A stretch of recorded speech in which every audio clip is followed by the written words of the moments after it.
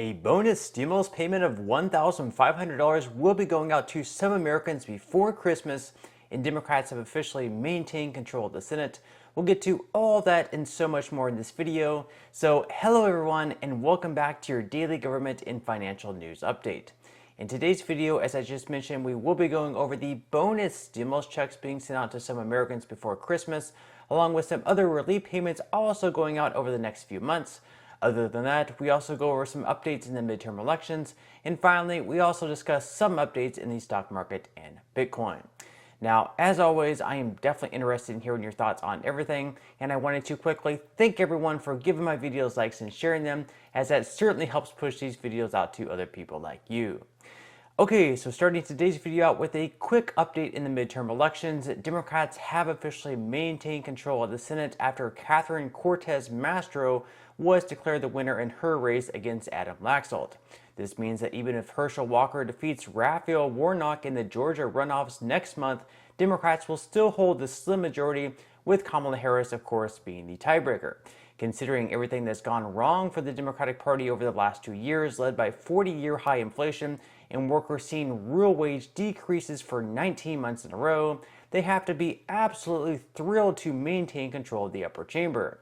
Republicans, on the other hand, aren't so pleased, and one Republican senator in Josh Hawley took to Twitter to vent his frustrations, writing, "The old party is dead. Time to bury it. Build something new."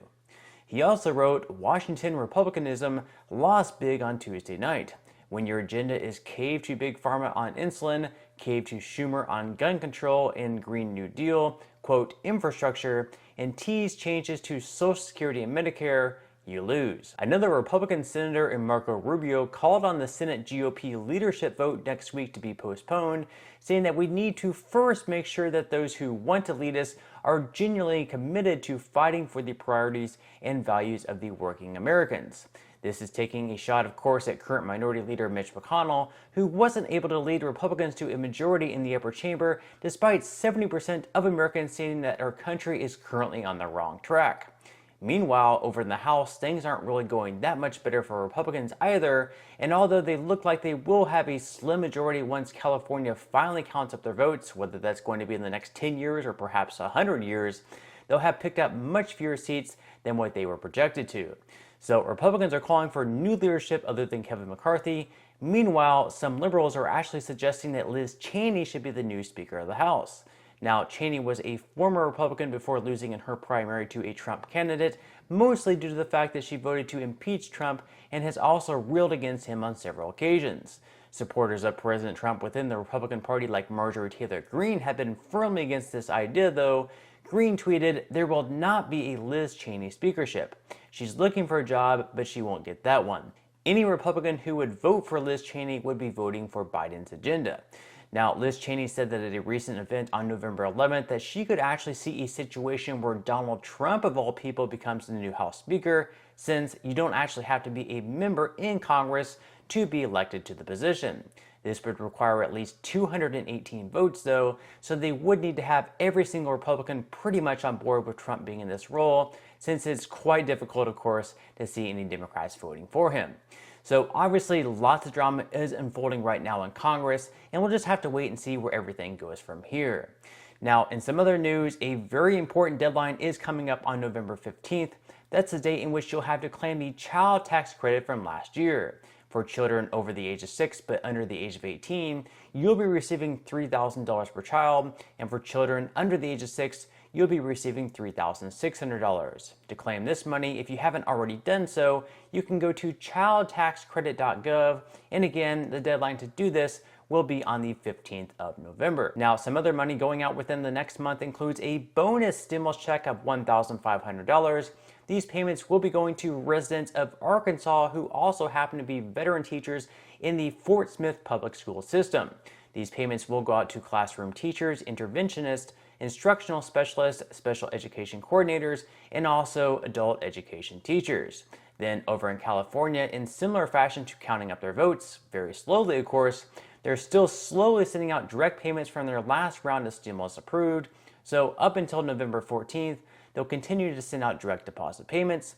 These will range anywhere from $200 all the way up to $1,050, Of course, this will depend completely on how you file your taxes, if you file as a single filer or a joint filer, as well as your yearly income. Now, those who didn't receive a direct deposit for the stimulus checks sent out last year in California will end up once again receiving a debit card instead. Those are currently going out in the mail and will continue to be sent out through December 10th. Now, in New Mexico, payments worth up to at least $400 will be going out at the end of November. This amount, of course, will be going to low-income residents who also apply for the assistance. And even though the exact income ranges to qualify weren't clear, the Human Services Department said that payment eligibility and amounts are subjected to the availability of funds and will be issued to the lowest income applicants first. The income of all applicants is reviewed and payments are made to the applicants with the lowest income respectively, given that they meet all eligibility requirements such as being a New Mexico resident and having a New Mexico driver's license or social security number. Now, up in Idaho, checks worth up to $600 are also going out this year just before Thanksgiving and Christmas, with individuals receiving $300 and joint filers getting double that amount. Also, you may receive 10% of your 2020 income taxes that you paid in if that amount happens to be higher than one of those figures. Now, it is currently expected that around 60,000 direct deposits will be going out every single day, and per week, they should be able to send out right around 75,000 checks in the mail.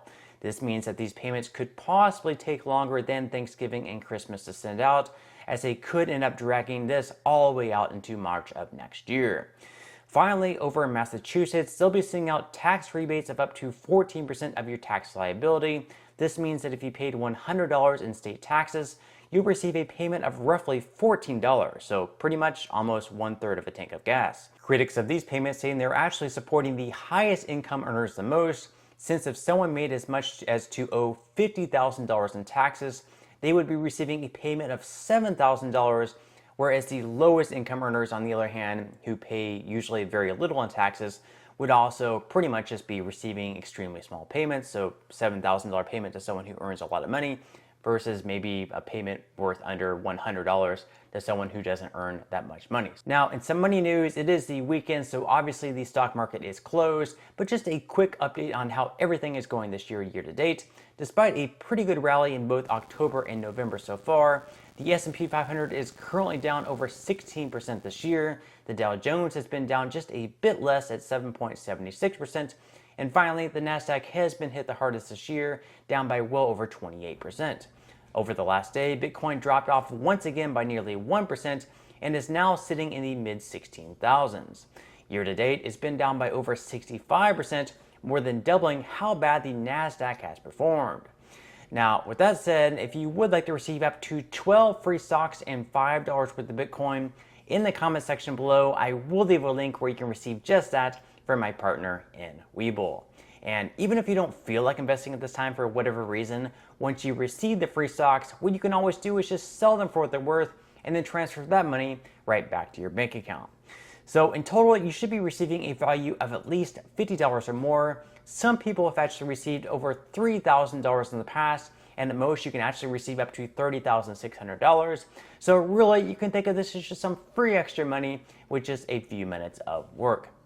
But on that note, I'm going to go ahead and wrap up this video. If you enjoyed the content in today's video and you would like to see more like it, make sure to give this video a like, subscribe to my channel, and also ring the notification bell.